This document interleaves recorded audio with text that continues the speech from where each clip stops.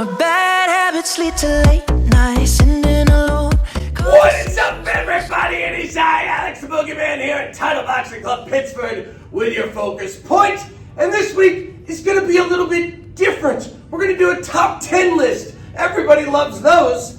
And these are the top 10 things that I see people doing on the internet when punching a heavy bag that I think are bad habits. I'm not necessarily saying that you do them or I do them here, although sometimes we all do, but the things I see online a lot, I know some of you, especially as you get more into it, you start to see more of that stuff come up in your feed, you start to look at these people online, some of them are very good, and you think, oh, should I be like that? Well, here's top 10 things I do not think you should do. I won't go into too much depth on each of them. You can certainly ask me, I'll talk more about it, but I know it's a long video, I want to get through it fast. So without further ado, number one for me, and it's not, there's no particular order here, but number one is going to be pausing when you throw punches. And you see this generally with power punches, generally with hooks to the body, to the head. So it will look like this.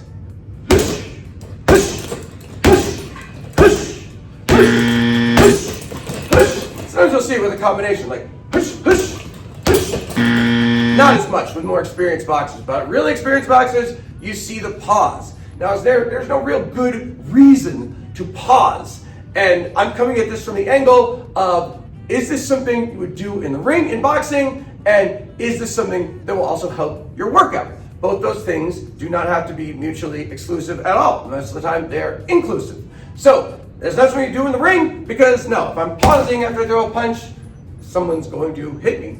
Or it's not going to help my fitness because I'm going to go slower. Now, you might say, well, what if I want to go slower to work on the technique? That's fine. You could go slower and throw hooks or whatever you want to throw, but when someone does this, that's not what they're doing. They're throwing at regular speed and then they're pausing.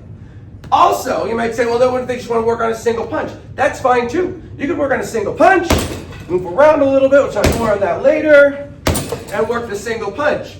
But at no point should you pause with your hands down.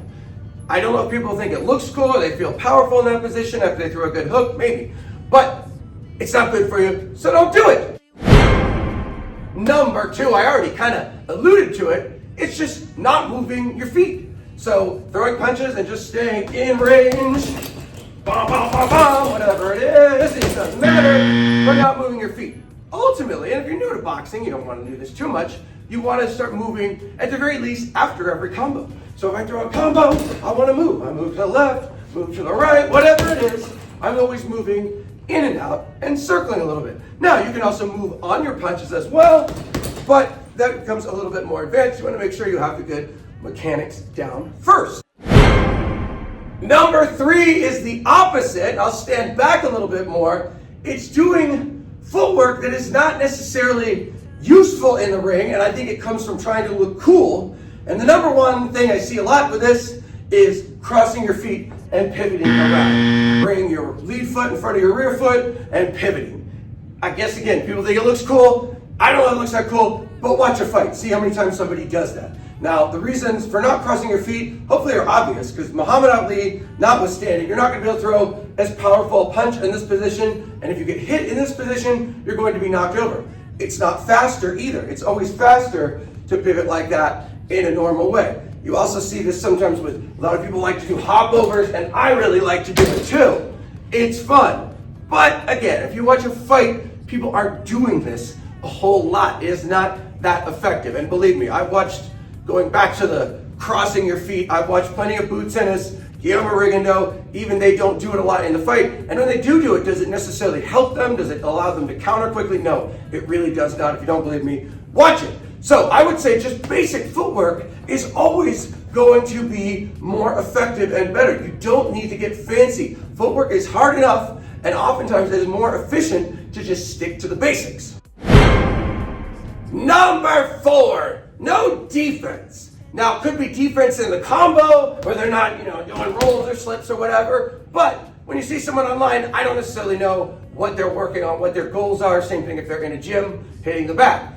But, at the very least, you should get in a good habit of defending after each combo. So if I throw, let's say I throw an uppercut, I want to be rolling generally because I'm open on that side. If I throw that left hook, I might slip to the left. It can be whatever you want, but throwing your combo, and adding some defense afterwards in addition to your footwork, not only will it make you harder to hit, but it will also improve that workout as well. Again, that's going to be the angle that I keep going back to.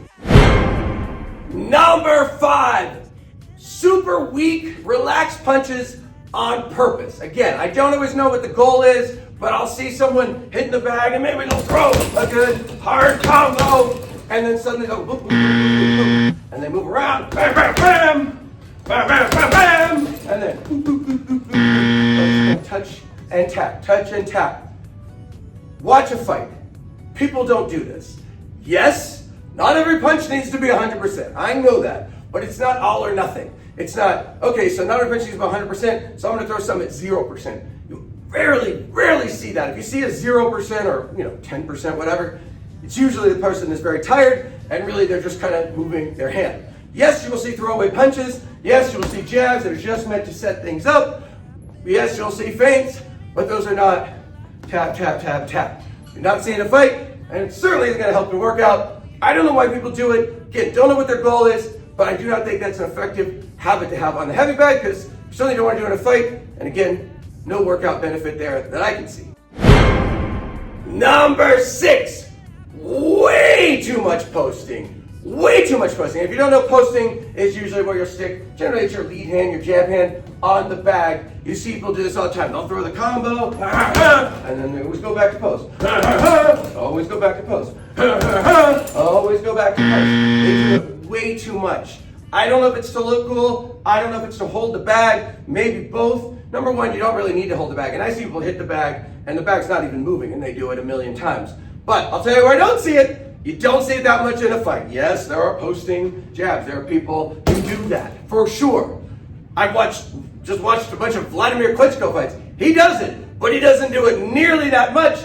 And it's not really a valuable thing to practice a ton. Sometimes, yes, if you're doing something with it, but if you're just doing it as habit, as something to do in between, you know what I'd much rather do in between is footwork and also some head movement. That's going to be much more beneficial to your boxing and to your workout. Believe it or not. Number 7, all punches to generally the same area, the thorax. And I usually see this, I think, from people who like to do a lot of sparring, where they don't necessarily want to miss, they want to hit their opponent, they want to make contact, even if their opponent's blocking, they don't care. So you'll see them throw like jabs and crosses are kind of low down to the solar plexus, hooks don't really come around, uppercuts are just somewhere in the middle. It's all kind of in this general range, and it starts to become punch mush. Now, I think that is cheating yourself, because one of the fun things about boxing is trying to use different angles to open up your opponent. So if I throw a left hook low to the body, I get him to block, I bring it back and throw it to the head. Maybe I throw a cross to the body and open up that head. Mixing up high and low, going head, body, head, is a very effective way to box. Many great boxers do it, especially attacking the body early on to open up the head. And again, it's going to probably help you a little bit more than just, you tend to throw more arm punches when you're going to the thorax. And it's also a situation too where it isn't all or nothing. It doesn't mean, well, don't throw big looping hooks. Yes, no, don't do that. But also don't do this either, where you're not even hitting the side of the bag, right? You want to hit your opponent in the side of the head. That is what you throw hooks for. If you're throwing a hook to the head, side of the ribs, body. So making sure that we're getting those angles on those punches. You don't want your hand to go way up, but you also don't want it to not go out at all, where that someone could just be like this and block every punch you throw. Number 8 is a tough one. I'm very guilty of this. It's not changing rhythm. So keeping the same rhythm the whole time, whatever you're throwing. Bam, bam, bam, bam, bam, bam, bam, bam, bam, bam, bam. Same rhythm the whole time. Not just the rhythm between the punches, but even the rhythm of you throwing combinations. You want to change it up sometimes. A drill that we like to do in here is where we throw like 4 fast body hooks and a power head hook. Or maybe, you're kind of low, slow, and then right, nice and fast. You explode all of a sudden. And the problem that I have is just the same amount of time in between combinations. So I'll be like throwing a combination, And it's the same beat in between. In between. I need to mix it up a little bit. So,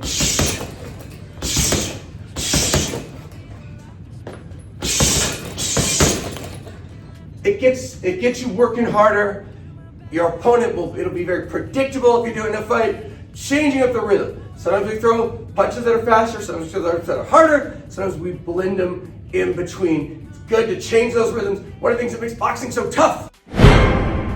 Number 9 is somewhat controversial because I've seen a lot of really good boxers, including my hero, Bas Rutten, do this. Boxers that are certainly better than me, but I don't understand it. It has to do with uppercuts on the heavy bag. And no, I'm not necessarily talking about something that we've gone over many times, which is just throwing uppercuts to the body by default. I don't like those because they're not practical. You do throw uppercuts to the body, yes, but most of the uppercuts that land are going to the chin. Now some people think, well, you can't throw uppercuts to the chin on the heavy bag because the heavy bag has no chin, it's a flat surface. That is true, but you certainly can do it. And it certainly helps you develop good mechanics in your legs, which is what we want. But that's not even what I'm talking about here. What I've seen more recently a lot, again, from many good people, is missing their uppercut on purpose. Meaning they throw the uppercut and they throw it straight up. So they don't hit the bag. They don't even skim the bag. They miss the bag entirely and then throw other punches that do hit the bag.